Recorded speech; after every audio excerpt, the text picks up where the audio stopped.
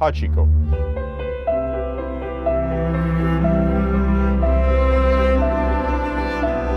Տաս փաստ Հաչիկո ֆիլմի մասին, որ քչերը գիտեն։ Առաջին՝ 9 տարի, 9 ամիս, 15 օր։ Հենց այսքան ժամանակ է իրական Հաչիկոն եկել կայարան եւ սպասել իր տիրոջը։ Նա սպասել է մինչեւ իր կյանքի վերջին օրը 1935 թվականը։ Երկրորդ՝ 3 գլխավոր դերասաններ։ Հաչիկոյի դերը խաղացել են 3 տարբեր Ակիտա Ինու ցեղատեսակի շներ՝ Չիկոն, Լեյլան եւ Ֆորեստը։ Նրանք մարմնավորել են շանկյանքի տարբեր փուլերը։ Հետևեք ալիքին։ Երրորդ՝ Ակիտա Ինու շները համարվում են աշխարհի ամենադժվար վարժվող ցեղատեսակների մեկը։ Նրանք չեն անում հրամաններ պարզապես ուտելիքի համար։ Որպեսզի շները ենթարկվեին Ռիչարդ Գիրին, նա ամիսներ շարունակ ժամանակ է անցկացրել շների հետ։ Նա դա անում էր, որպեսզի իրենց միջև իրական կապ ստեղծվի։ Չորրորդ՝ որպեսզի Հաչիկոն ֆիլմի վերջում ծեր տեսք ունենար, կինոքննադատները եւ դիմահարդարները օգտագործել են տարբեր տեսակի անվնաս ներկեր, որպեսզի խամրեցնեն մորթին։ Իսկականների եւ պոչի վրա փոքրիկ ծանրոցներ են կապել, որպեսզի դրանք կախվեն։ Հինգերորդ՝ գնդակ բերելու խնդիրը։ Ֆիլմում կարևոր պահ կա, երբ Հաչիկոն վերջապես գնդակ է բերում տիրոջը։ Big long one.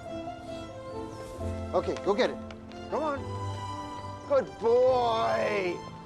Oh, yeah. Now bring it back. Okay, come on. Come on.